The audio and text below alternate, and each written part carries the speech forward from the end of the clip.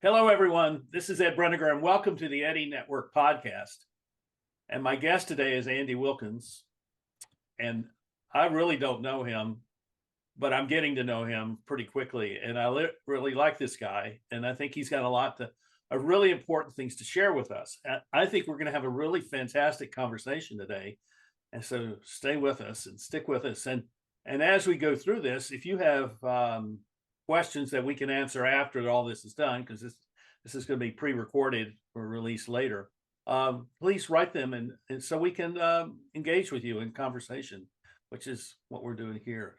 So welcome, Andy, and tell us a little bit about who you are and what you're up to and where you live and whatever else you want to share with us. Thank you, Ed, and it's great pleasure to be here and to be in conversation with you. As you said, we're getting to know each other, and I think we're just at the beginning of a much bigger journey. So this is an important milestone, I think, on that journey. I totally agree with you. Yeah. So as people might note from my accent, I'm English. I'm actually living in London at the moment. I've lived here for quite some time now. I was brought up in a small little market town in Yorkshire, which is a county in the north of England. So coming to the big city was a big life-changing experience for me. But London is one of those amazing cities where you meet people from every corner of the world. So it's a real cosmopolitan place where you get to see culture, people, language, food, music from all around the world. It's a real melting pot, and I'm really fortunate and thankful to be living in such an interesting place. But as for what I do, well, I've spent most of my life doing consulting and strategy work, and one of the things that's really animated me throughout that is this question of what do we mean by value? Because what I see all around me from the work I've done is how organizations look through the lens of the product or service that they offer and try to see what value is through that myopic, narrow lens. And what they're missing is a much bigger story. So I've been really interested in my work of going to the other end of the telescope and looking back, i.e. sitting with the people who might be the customer or the patient or the citizen or the user and say, what is it that they're doing in their life? What is the problems that they're trying to solve or the opportunities they're trying to realize? Look at it more broadly, look at the people who are involved, look at the context and say, what can we understand about this situation that could lead us to develop things that speak to their needs in a more holistic and more human way? And this has helped me through product design, service design. That's evolved over the years to things like customer experience. How does an organization create an ongoing relationship with its customers? And then further on, looking at why is it that organizations struggle to even come up with ongoing customer-centered solutions and relationships. They find it really difficult to do that. So if we had to apply the design lens to the organization itself, not just to its products, what does that reveal about what organizations of the future need to look like? And then for the last 8 to 10 years, I've been doing a lot of work in health, taking all of this into healthcare. And by God, is that an area that needs this kind of thinking? And what you see is a myriad of silos, each silo looking at a piece of the health story. Many of you will be familiar. There's an ologist for every organ in your body, but no one that looks after you. So I've been applying this sort of design thinking lens to say, how can we go beyond organizations to whole ecosystems? How do we get ecosystems to work together around the needs of humans, individual humans and populations? And that's led me to form my own sort of consultancy think tank called Future of Health, where I do a lot of research work, culminates in policy papers for healthcare systems and health leaders, as well as presenting and chairing a number of events to try and provoke the healthcare system to get out of its silo, narrowed, short-term thinking to look at this greater challenge of how we bring ecosystems together around ways that truly deliver value to individuals and populations around health. It's a little bit about me and the stuff that I do. That's fascinating, because what you're bucking up against is the structure of organizations that have, in many ways, been in place for 200 or 300 years. You know, the top down, I'm going to direct everyone as the CEO. I'm going to direct everyone to do their job, and there's no leeway there. You know, you do what you're told to do, and you're not allowed to kind of step outside of that to do something creative or something that is a product of your own sense of values that says, well, this needs to get done and it'll bring benefits.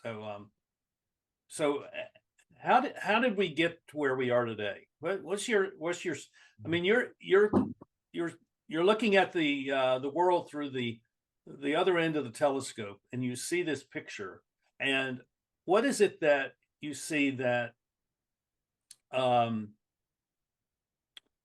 that has changed the way you approach your clients? I guess that's the way of saying it, because obviously you've had a change of perception of what's going on. And so how do you approach these large companies and say, let's look at this differently? Because I think that's a place that many of us need to start, you know, because we're all kind of trapped in the way the systems have worked over the generations. You're absolutely right, Ed. And that I mean, this is a big and fundamental question. But let me start off by saying why I think we got ourselves a little bit into this mess. So most organizations, when you look at the way they're structured, as you said, a lot of this is really derivative of the structures that were born out of the Industrial Revolution. Mm-hmm. The idea that we would and effective, then what we need to do is create divisions and divide up the responsibilities. We create the silos, we create the metrics that then drive the performance of the silos. And lo and behold, we have an organization that runs more like a factory or more like a machine, that's top-down, hierarchical, driven by quantifiable metrics, that then produces stuff that hopefully can be done at the most efficient way possible and is pushed out into the market through sales and marketing. Now, historically, when there weren't many things around, this strategy worked quite well. And up until recently, it really has been the dominant way that we do business. And attached to that has been an evolving philosophy that the reason business exists is to maximize its shareholder value, and therefore the action of the silos and the action of the organization is focused on maximizing profit, which means sell as much stuff as we can and minimize the costs as far as we can. Now, that is starting to butt up against a new reality, and this is why I've been really interested in sort of probing deeply into this and running conferences that kind of look into this, which is, as social media and other forms of communication networks have appeared, customers can compare with each other their experiences in a way they never did before. And therefore, bad customer experiences get shared widely through social media. Mm-hmm. And therefore, people's expectations of service are going up faster than companies are able to meet that need, which is creating a kind of an experience gap. So organizations are now starting to realize actually what their customers think and feel is really important. It's not just enough to stack them high and ship them out the door, and just we need to know what it is that customers really need and want, so we can both design products and services that fit to that. So it's the what we offer, but the how we offer it is also important. Mm-hmm. To what degree do we speak honestly? We understand what our customers need and want. We can actually provide a most appropriate service, that we can support them in a trusted way that respects the customer and their needs, i.e. what is required to enter into move away from a transactional relationship to a truly authentic ongoing relationship. This is causing organizations to stop and think and become more curious about what it is that customers need and want. Because if we can understand that and adapt ourselves to speak to that, we'll keep more customers and we will attract more customers by customers advocating virally for our company and our services. Now, this is what I see as a really interesting tension. So most organizations will now start to talk about things like the customer experience is really important, while still running the old logic. So they almost speak with forked tongue. And so a lot of companies have gone through this phase of saying, oh, our customers are really important, customer experience is really important. But when I've been running these conferences around customer experience, a lot of people would come to the table and say, well, effectively, we've been putting lipstick on the pig over the last few years. We've been cleaning up our website. We've been making our language more accessible. We're getting our branch staff to smile more. But really, the decisions that our organizations are making don't lend itself for us to effectively change the way we deal with our customers. So what we're now seeing, I think, is a real sort of moment of truth where more fundamental rethinking of how businesses are structured and ordered and incentivized is required for organizations to be able to lean in and be curious, understand, and respond organically to the needs of a faster changing world in which they're embedded. So these are really interesting times for the structure and organization of businesses.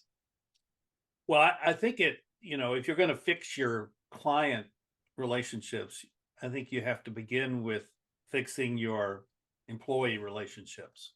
And what I have found in the consulting I did was that's where one of the initial problems is, that there's this gap between what is the C-suite thinking and what do the people, the middle managers and the people below the people that work for the middle managers, what are they thinking?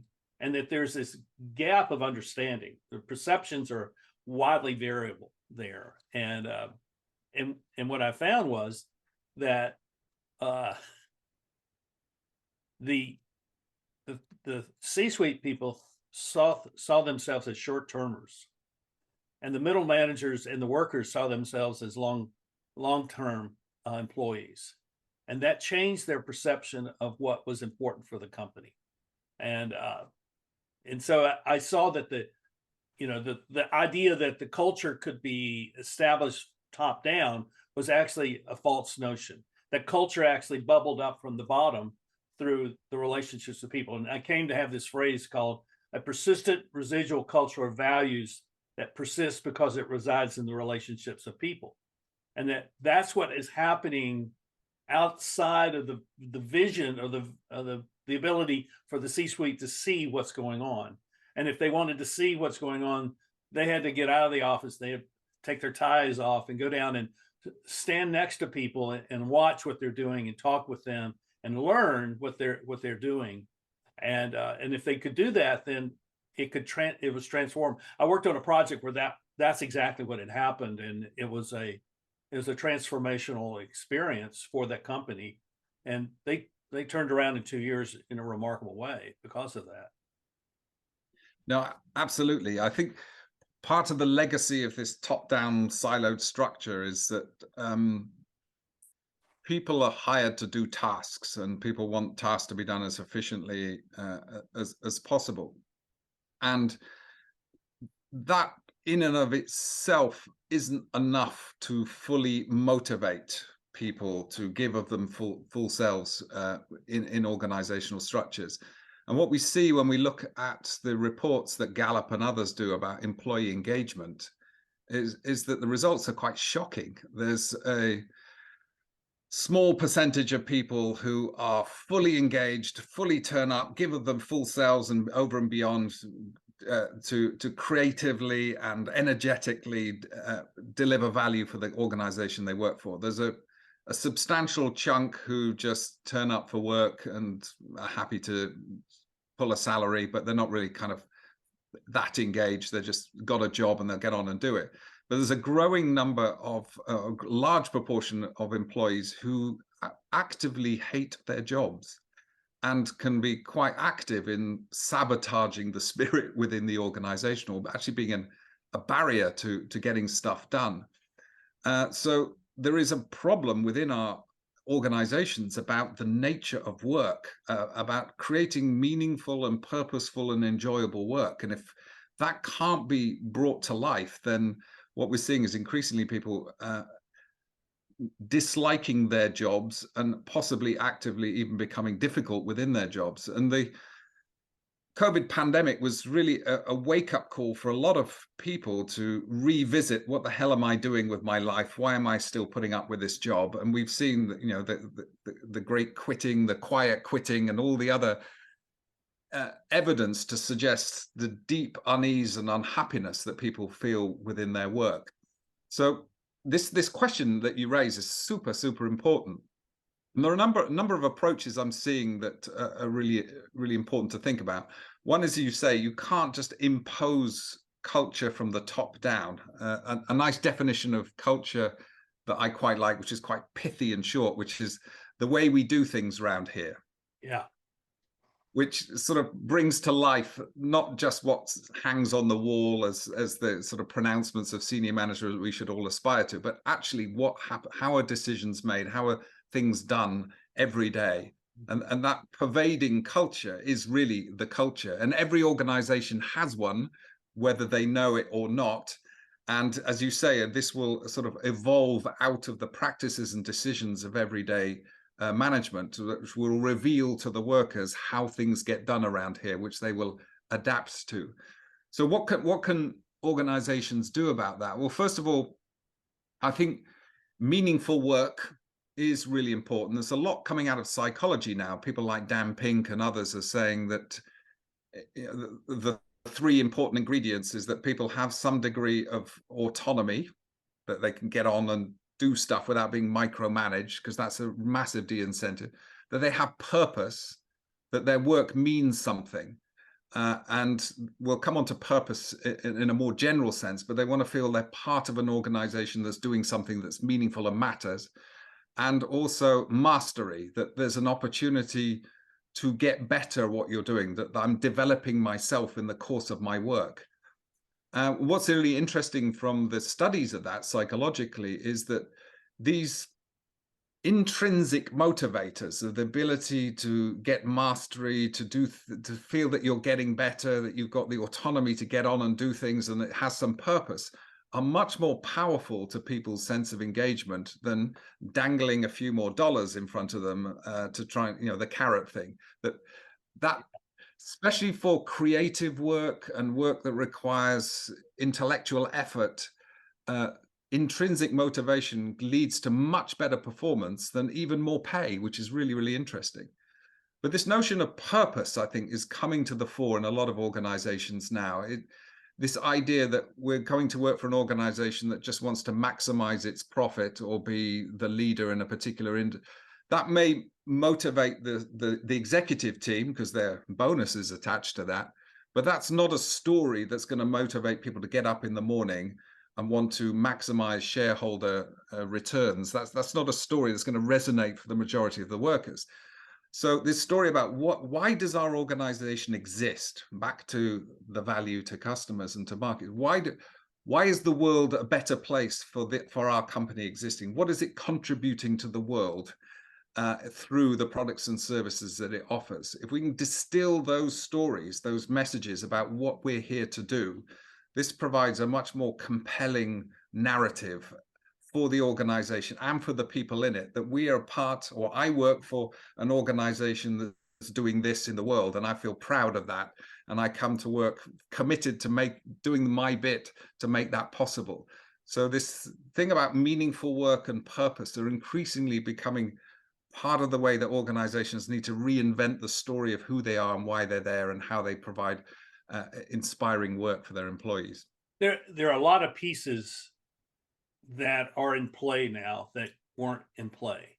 And it's easy to say, well, we just need to change how we do things. That's the easy, but that's not easy at all.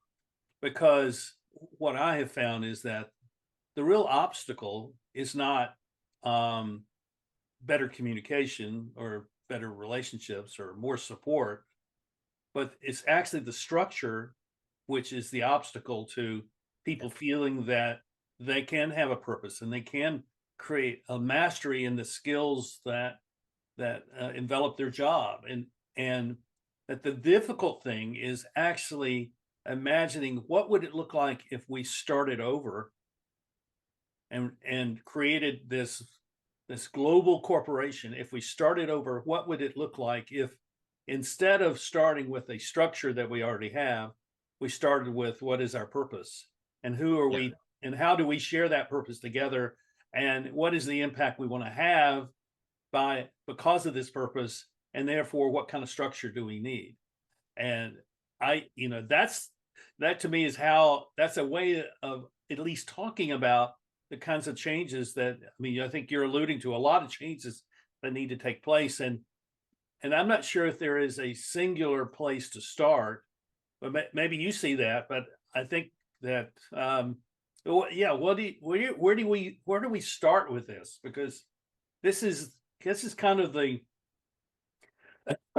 this is the size of the Marshall Program of the late 40s, and how European recovery became a thing, and how we recovered from the Great Depression. This is maybe larger than those things, because we're going to change patterns of behavior and patterns of thought that have been in place for 200 or 300 years. Yeah. So where do you think we start? Well, let me start by looking at individual organization, and then I'll look bigger at some of the collective challenges that we face as a society, which may be more than one organization's ability to get a grip on. Right. So I totally agree. Yeah. So one of the interesting things that represent something that all people working in organizations, especially leading organizations, need to be aware of was revealed to me by listening to a professor of bureaucracy. Now, I never knew such a creature existed, but apparently there are professors of bureaucracy.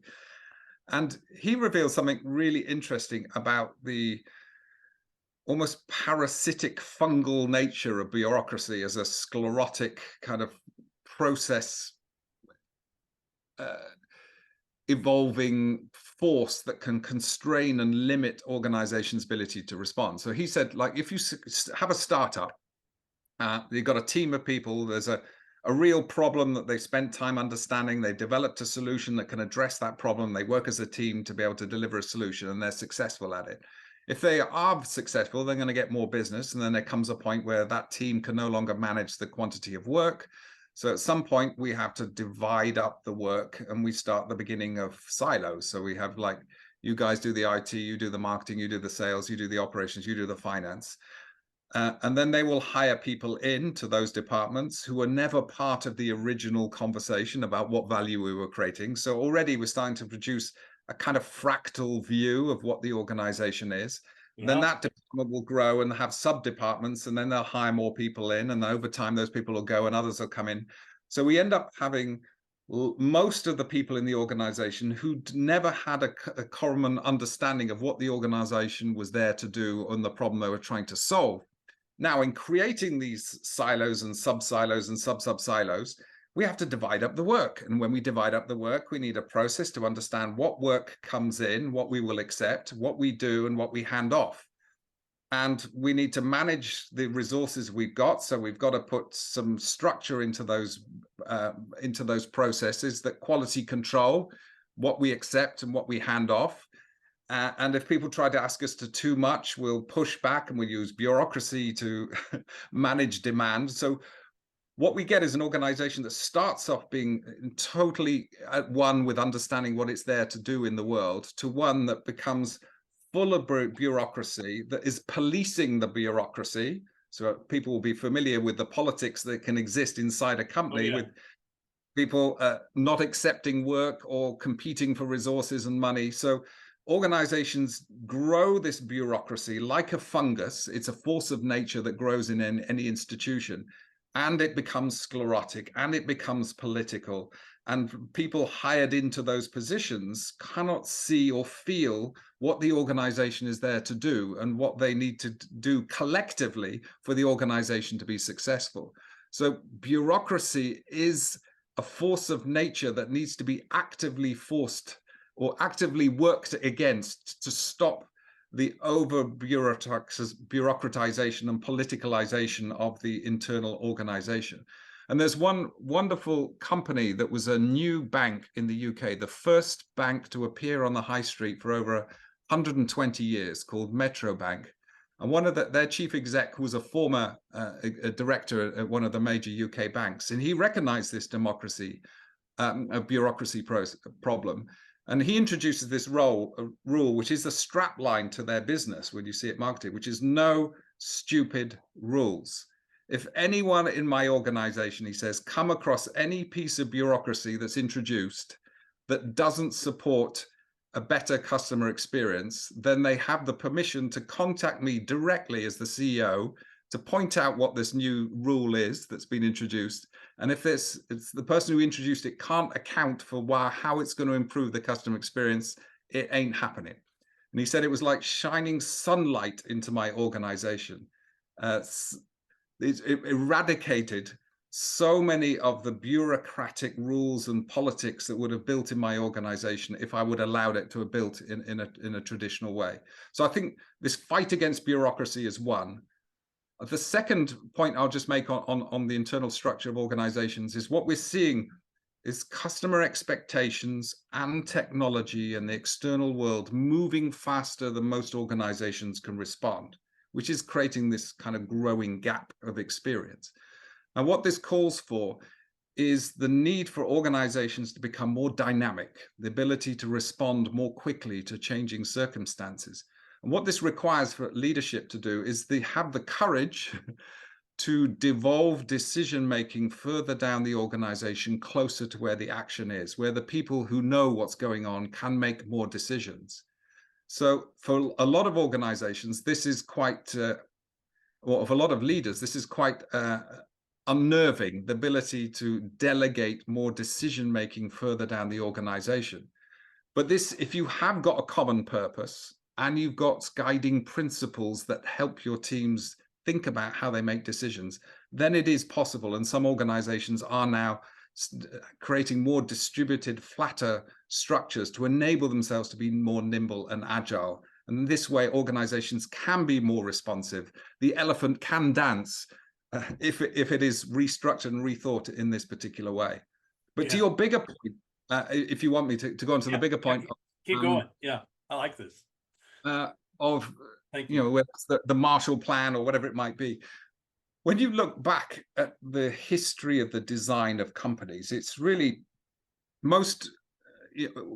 we invented tools, and Adam Smith describes in some detail about in his original work as the father of sort of modern business thinking, that most people would have skills at something. So if I could bake bread and make wonderful bread, and you were a cobbler and could make shoes, then if we trade between each other, we'd all be better off.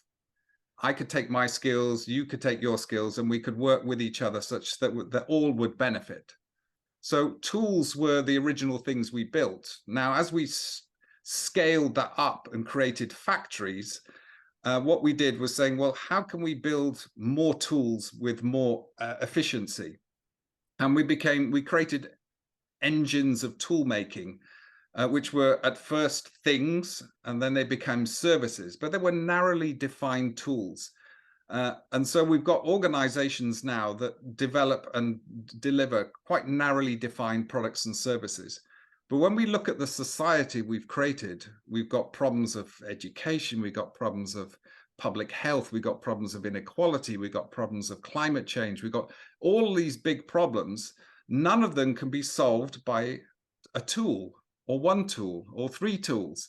So it's as though the state can't get a grip on the problem, and the market, because it's just a bunch of companies delivering narrow tools, can't get a grip on the problem. So we're trying to have some degree of impact on the world, but we can't address the more deep-seated, wicked problems that represent the major challenges of our world today through the organizations we've got. Well, the positive thing we could say about that is this comes from Joseph Tainter, who is one of the guys who has spent a lot of his life looking at societal collapse. He says one of the things that has created this bureaucracy is that we're very good at solving problems, and all those solutions to those problems need to be sustained, and so that's where the bureaucracy comes from. So, so I think that's part of the problem is we keep choosing to fix things and solve things, and we're very good at it, but we don't realize that we've created a monster, which is the bureaucracy, where people feel disconnected from the outcome of their work. And I think that's a part of that world of production that emerged, in the early modern era. And then one of the ways that got dealt with was by paying people more, and then we began to treat them as consumers. And so the idea was, well, if they're consumers, they can buy the things that they want to make their life better. Well, that worked up to a point, and then it doesn't. There's something more there that, and what I have found in doing some anthropological research is that these ancient tribal groups, the chief didn't have any power, and the chief was his primary goal. The primary role was to tell the story of the tribe and to keep reminding people who we are. And, I think that translates to CEOs and presidents and prime ministers. Who are we? This is what binds us together as a nation, or this is what binds us together as, and we're going to celebrate this. We're going to celebrate this. And that's not what's happening. And not only are we going to celebrate this, we're going to facilitate you as the citizen, or you as the worker, to be actively engaged in living these values out for the benefit of the whole, of the benefit of the whole company, the whole community, the whole nation. That's kind of a shift in philosophy that I think we're going to begin to see emerge from all this crisis that we're in. Well, I think you're right that who are we? What's the story? Why should I care when I wake up in the morning? What does this all mean? I think that this speaks to another challenge we face at the moment, which is some have determined the meaning crisis. Mm-hmm. When you when you look at the level of poor mental health, especially in the developed world, and I'm sure in the developing world, this is a problem that's growing as well.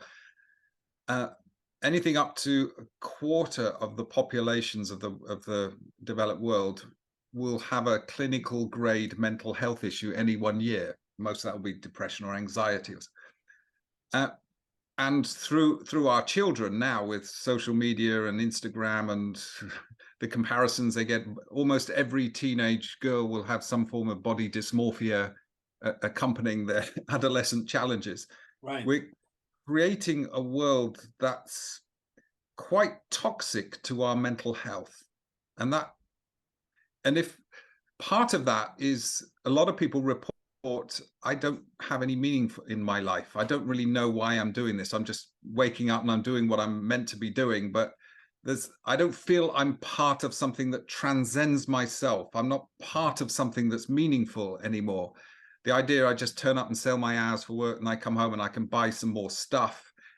In the after-war years, we could all buy more stuff and there was more stuff. There was a sense of at least something was changing and getting better. But in the last couple of decades, that's ground to a halt. So working to buy more stuff to climb up the greasy pole and be better than the Joneses, that game has reached its peak and maybe even receding now for large swathes of the developed society, which is leaving this, like, what the hell's going on in the world? What's life for? And then we see AI and automation coming along, possibly taking our jobs in great quantities. So what is the purpose? What is the meaning? What is the story that binds us together, that gives us a positive future that we could all aspire to? That story is now in danger of falling apart. We need a new one for our society, especially the developed world, which has kind of lost its way, I think. The old story of material progress has lost its appeal. there's almost need for something a little bit more spiritual that can call us towards a better future. But Yeah. maybe I'm going a little bit too far here, but I feel that many of No, our no, you're not. politicians are not speaking to that. I think you're exactly right. I think that the problems are not material or mechanical. They are deeply spiritual. Yeah. And I would define spirituality as relational. It's the relational context of the world that we live in, and how we relate to each other is really where we're going to find meaning. And Yeah. and in creating businesses and schools and whatever it may be, organizations where relationships really matter, we have to kind of rediscover how do relationships matter. And so I think that's kind of, I see that at the edge of some of the questions that people are talking about. And I think you're exactly right. So let me ask you this. You just mentioned it a second ago, and I know you've done some work in this area. So what do you think is the effect of AI on all of this? How should we, as average people, look at that and treat this technological development of kind of the first order? I mean, who knows what, maybe you do, but you hear the evocation of this thing is this great advancement, and then you hear people, well, if it goes where it looks like it's going to go, it'll destroy us all. I mean, it's the spectrum is really wide in terms of how it's interpreted. So how do you see this? Well, I think we're at one of those defining moments in human history, and that historians of the future, assuming that we don't blow ourselves up or destroy ourselves, will look back at this time as a really defining moment in human history, because the transformational power of AI is going to usher in a very different world to anything that we've experienced before. So I think this is really, really important. And one thing to say about AI is that we're familiar with it with ChatGPT and large language models, etc. But AI is being used in other contexts as well, whether it's in looking at the protein folding that gives us insights to how proteins work, that allow us to develop new insights to the mechanisms of cells and bodies, and new drug discovery, whether it's looking at the development of new drones and warfare, whether it's looking at next generation computer chips or design. AI is now being harnessed in every other type of innovation.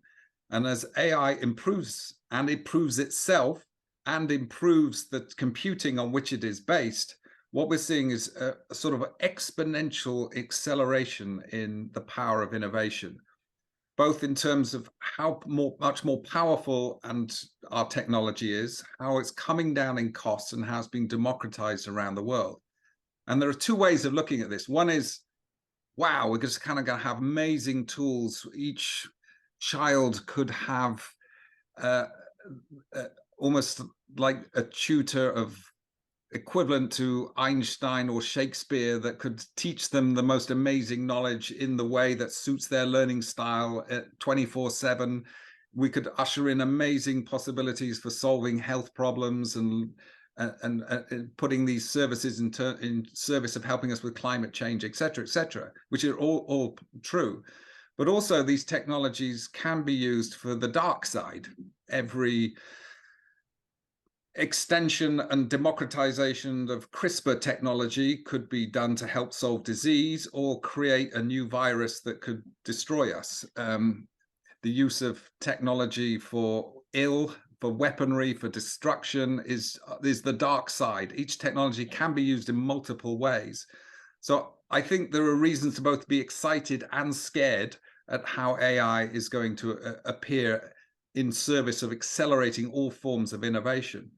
Now, the AI we're seeing at the moment in ChatGPT has some properties of its own, which is that as it recursively improves itself, and what we've seen over the last year or two is almost, ChatGPT wasn't even on anyone's radar, and suddenly it's able to write books, summarize human history, write code, and all these amazing things. That's just over the last 18 months. So it's on its own trajectory that these technologies will offer a degree of intelligence that could be multi-purpose, that will exceed human intelligence. And a lot of people are very nervous about, do we know what we're giving birth to?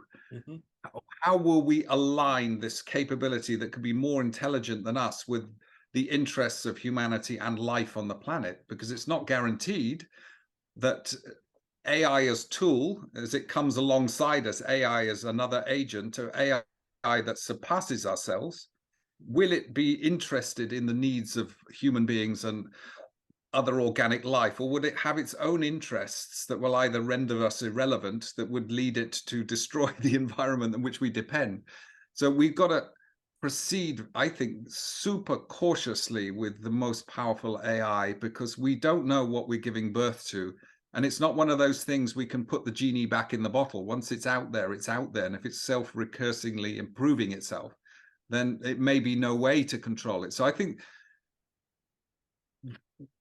all of this leads to, I think, this question we were exploring just before, which is, what is the flourishing of humans and humanity and the world look like? Do we have a story about what kind of world we want in the future? Not one that's just got companies maximizing their bottom line and all that, but a much bigger story. Maybe it's a story on the level of religions itself. Like, who are we as a human civilization? What does a flourishing future for human civilization look like that's in right relationship with the environment in which we depend? And if we can get that story right and use AI to enable us to bring that to bear, then we have a really positive, exciting story. If we just put supercharged technology and power underneath some of the things that are doing harm in the world, whether it's inequality, or whether it's polarizing political opinions, or whether it's increasing our extraction from the environment and turning it into pollution faster than the planet can deal with, then all we're going to do is accelerate to the edge of the cliff ever quickly under the support of AI. So I think this is a real pivotal moment in human history. I totally agree with you. And I feel like I've been saying this for at least a decade, that I felt like we were at not an epic transition in history, but an epochal transition. Yes. And that we're going back 5 or 6 millennia to the beginning of what we see now as the standard hierarchical structure of organizations and societies. And I think that's being upended. And it's upended by AI, but it's also upended by the ability of us to talk with one another and to creatively decide to do something together. I mean, we don't really know each other, but we've been talking today, and this would not have happened, 20 years ago, and something valuable will come from this, because somebody will watch this and they will say, oh, that makes sense to me, and therefore their own behavior begins to change. So we have impact upon people in this way. And so I see that there's kind of, at the same time you got the AI, you also have this decentralizing of leadership in the world, leadership as a functioning, practical reality, rather than leadership as a role or a title, but this functioning reality of the individual human life. And that the real key is, coming back to what you were saying earlier, is, well, so what is your purpose, and how can you creatively apply that purpose in your life and in your relationships and in your community? I think that's a starting point from my estimation, because at least then we're talking to each other, and we're able to kind of reflect off of, what do you see AI doing in your at your hardware store to, what's happening there. Oh, that's really interesting. What's happening at the, at the local drugstore? What's happening at the franchised hamburger shop? It's all of those things begin to kind of come together at that local level, and we can talk about it and maybe make a difference there. I agree. I think if I, obviously I'm a product of uh, Western culture, and it's celebrated very much the individualism, I'm competing against others to get ahead, and there's some value into helping people to realize their own potential, but that needs now to come into relationship with the fact that we exist as a we, and we need to be in relationship with each other in ways that mutually afford benefits for each other. Because in coming into right relationship, we can harness the skills and capabilities of all of us to lift us all up to a higher level than we could by ourselves. And this is going to require us, as you say, to have a little bit more humility. We all think we know stuff, and some of us think we know more than we really do know, but none of us know everything. So there's a degree of humility, and coming into these kind of discussions and dialogues, I share what I've discovered, you share what you've discovered, and then we explore that together, and we both become wiser as a result of honestly sharing our experiences of the world. So seeing things from multiple perspectives, getting other perspectives from people who've had other experiences, from other cultures, with other contexts, enables us all to become collectively wiser about the world that we inhabit, our shared challenges.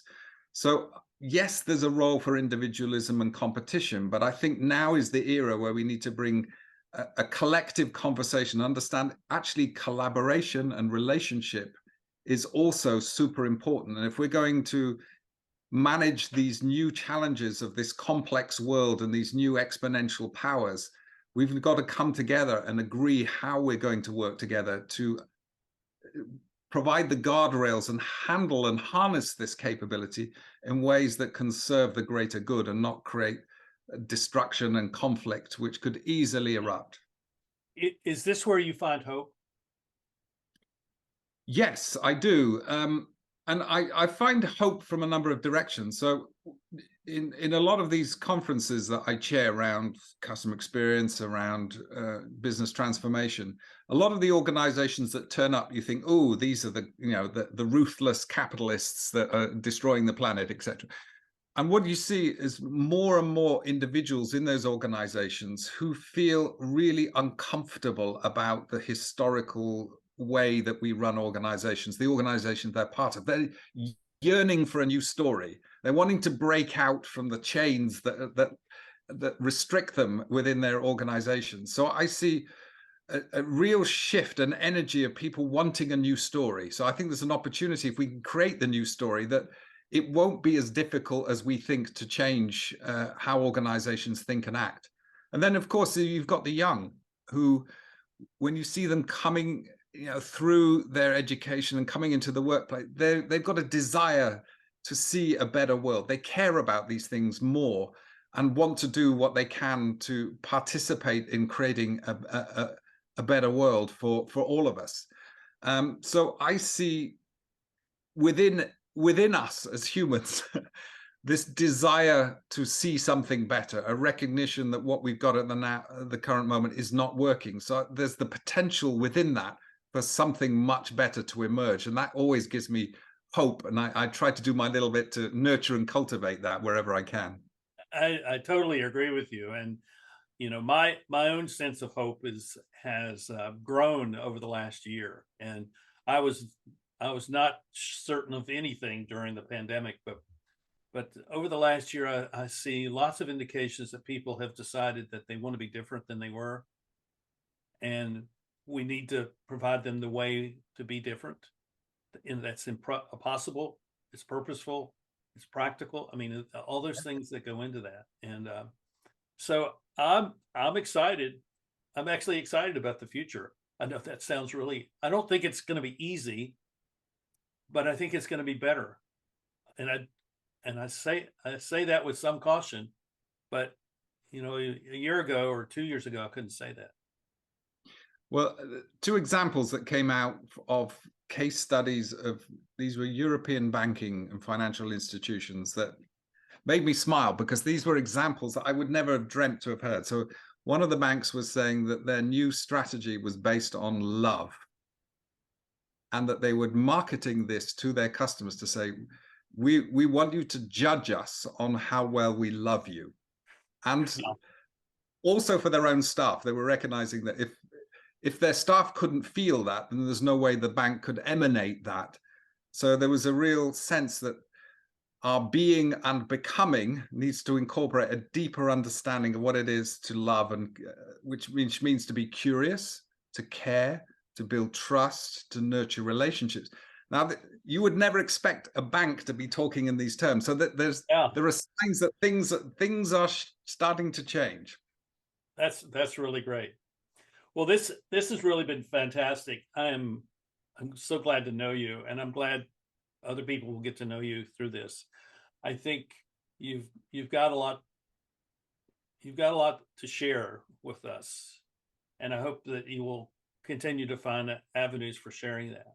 I think your sense of the humanity of all of this is really quite important, and that's an inflection point. Either you decide that, I mean, not you, but the royal you, either we decide that humanity matters, or we go the other direction, which says that humanity doesn't matter because it's actually an obstacle to survival of the planet. I mean, it's, those are the two options that seem to be before us now. And I choose to be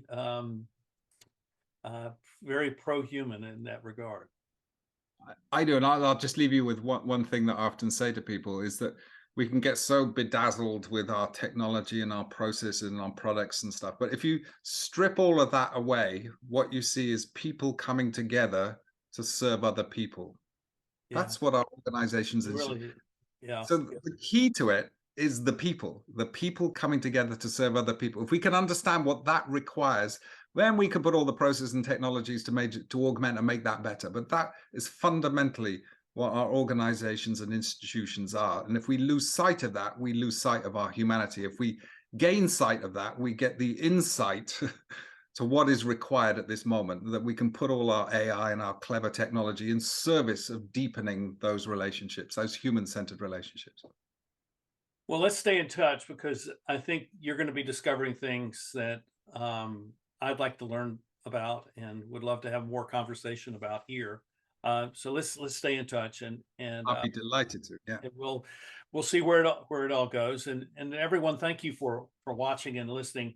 And please subscribe and hit the like button. But even more so, ask a question, make a comment, invite us into a conversation with you, because you may have thoughts that we have not even thought of that really would advance this conversation forward. So this is why I'm here doing this, and I'm glad to have these great guests that come on here to share their thoughts, and maybe you could be one of those in the future.